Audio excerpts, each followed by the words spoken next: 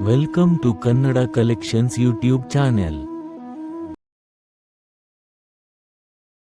ಒಂದಾನೊಂದು ಕಾಲದಲ್ಲಿ ಹಸಿರು ಹೊಲಗಳಿಂದ ಕೂಡಿದ ಒಂದು ಗ್ರಾಮದಲ್ಲಿ ರಾಮಪ್ಪ ಎನ್ನುವ ಬಡ ರೈತ ವಾಸಿಸುತ್ತಿದ್ದ. ಅವನಿಗೆ ದೊಡ್ಡ ಆಸ್ತಿ ಪಾಸ್ತಿ ಇರಲಿಲ್ಲ. ಕೇವಲ ಒಂದು ಚಿಕ್ಕ ಮನೆ, 2 ಎತ್ತುಗಳು, ಸ್ವಲ್ಪ ಹೊಲ ಅಷ್ಟೇ ಅವನ ಜೀವನದ ಆಧಾರವಾಗಿತ್ತು. ರಾಮಪ್ಪನು ಶ್ರಮಜೀವಿಯಾಗಿದ್ದನು. ಸದಾ ಪ್ರಾಮಾಣಿಕವಾಗಿ ದುಡಿದು ಬದುಕುತ್ತಿದ್ದನು. ಆದರೂ ಅವನ ಮನಸ್ಸಿನಲ್ಲಿ ಒಂದು ನೋವು ಇತ್ತು. ಅವನು ಯಾವಾಗಲೂ, ನಾನು ಬದುಕಿನಲ್ಲಿ ಎಷ್ಟು ದುಡಿದರೂ ಅದು ನನ್ನ ಸ್ವತ್ತಾಗುವುದಿಲ್ಲ.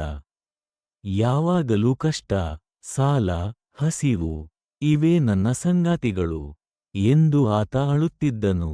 ಒಂದು ದಿನ ಅವನ ಗೆಳೆಯನು ಅವನಿಗೆ ಒಂದು ಕೋಳಿಯನ್ನು ಕೊಟ್ಟನು. ಅದು ಸಾಮಾನ್ಯ ಕೋಳಿಯಂತೆಯೇ ಕಾಣಿಸುತ್ತಿತ್ತು.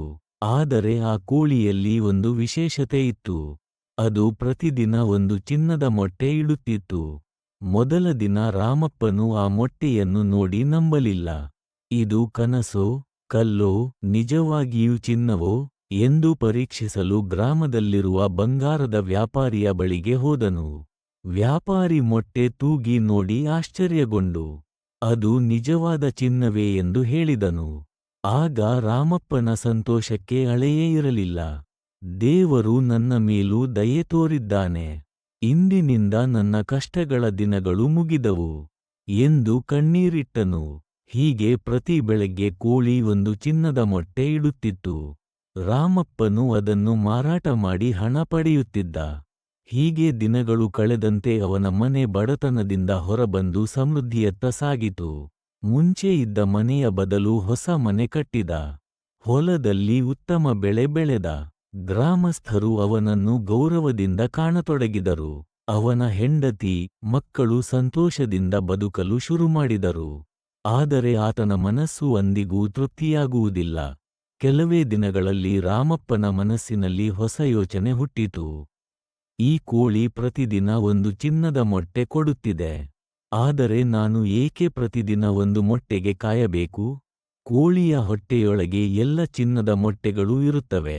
ನಾನು ಅದನ್ನು ತೆಗೆದರೆ ತಕ್ಷಣ ಧನಿಕನಾಗಬಹುದು ಎಂಬ ಆಲೋಚನೆ ಅವನ ಮನಸ್ಸನ್ನು ದಿನದಿನಕ್ಕೂ ಕಾಡತೊಡಗಿತು. ಅವನು ಈ ಮಾತನ್ನು ತನ್ನ ಹೆಂಡತಿಗೆ ಹೇಳಿದನು. ಆಗಲೇ ಅವಳು, ಅಯ್ಯ, ದೇವರು ಕೊಟ್ಟಿರುವುದನ್ನು ತೃಪ್ತಿಯಿಂದ ಅನುಭವಿಸೋಣ. ಜಾಸ್ತಿ ಆಸೆ ಬೇಡ. ಪ್ರತಿದಿನ ದೊರೆಯುತ್ತಿರುವ ಚಿನ್ನವೇ ಸಾಕು ಎಂದು ಎಚ್ಚರಿಸಿದಳು. ಆದರೆ ರಾಮಪ್ಪ ಆ ಮಾತನ್ನು ಲೆಕ್ಕಿಸದೆ ತನ್ನ ಸ್ವಾರ್ಥದ ಕನಸುಗಳನ್ನು ಬೆಳೆಸಿಕೊಂಡನು. ನಂತರ ಒಂದು ದಿನ ಬೆಳಗ್ಗೆ ಅವನು ತಾಳ್ಮೆ ಕಳೆದುಕೊಂಡು, ಇಂದೇ ಈ ಕೋಳಿಯ ಹೊಟ್ಟೆ ಕತ್ತರಿಸಿ ಎಲ್ಲಾ ಮೊಟ್ಟೆಗಳನ್ನು ತೆಗೆದುಕೊಳ್ಳುತ್ತೇನೆ ಎಂದು ನಿರ್ಧರಿಸಿದನು. ಮತ್ತು ಅವನ ಕೈಯಲ್ಲಿ ಕತ್ತಿ ಹಿಡಿದು ಕೋಳಿಯನ್ನು ಹಿಡಿದುಕೊಂಡನು. ಕೋಳಿ ಅವನನ್ನು ನಿರಪರಾಧ ಕಣ್ಣುಗಳಿಂದ ನೋಡಿತು.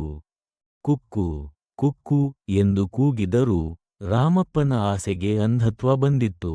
ಅವನು ಕತ್ತಿ ಬೀಸಿ ಕೋಳಿಯ ಹೊಟ್ಟೆಯನ್ನು ಕತ್ತರಿಸಿದನು. ಆದರೆ ಒಳಗೆ ಮಾಂಸ ಮತ್ತು ರಕ್ತ ಮಾತ್ರ ಇತ್ತು. ಚಿನ್ನದ ಮೊಟ್ಟೆ ಒಂದೂ ಇರಲಿಲ್ಲ. ರಾಮಪ್ಪನ ಕನಸುಗಳು ಕ್ಷಣಾರ್ಧದಲ್ಲಿ ಭಗ್ನವಾದವು. ಅವನು ಅತ್ತನು, ಕೂಗಿದನು ಮತ್ತು ಅಯ್ಯೋ, ನಾನು ಲೋಭಕ್ಕೆ ಬಲಿಯಾಗಿ ನನ್ನ ಅದೃಷ್ಟವನ್ನು ನಾನೇ ಕೊಂದು ಹಾಕಿದೆ. ಪ್ರತಿದಿನ ದೊರೆಯುತ್ತಿದ್ದ ಚಿನ್ನವನ್ನು ನಾನು ಕಳೆದುಕೊಂಡೆ. ಈಗ ಮತ್ತೆ ನನಗೆ ಬಡತನವೇ ಗತಿ ಎಂದು ತಲೆಗೆ ಹೊಡೆದುಕೊಂಡನು. ಗ್ರಾಮಸ್ಥರು ಅವನನ್ನು ನೋಡಿ ತಲೆಬಾಗಿದರು. ಅವನು ಅತಿಯಾದ ಆಸೆಯಿಂದ ತನ್ನ ಜೀವನವನ್ನೇ ನಾಶಮಾಡಿಕೊಂಡನು ಎಂದು ಎಲ್ಲರೂ ಮಾತಾಡಿಕೊಂಡರು.